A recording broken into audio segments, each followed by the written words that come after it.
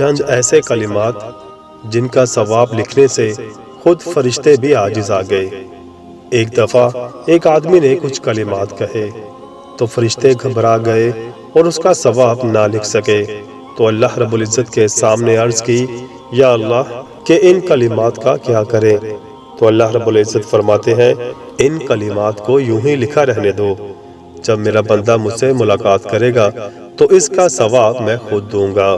وہ کلمات یہ ہیں، بسم اللہ الرحمن الرحیم، یا رب لک الحمد کما ینبغی لجلال وجہک وعظیم سلطانک، یا رب لک الحمد کما ینبغی لجلال وجہک وعظیم سلطانک۔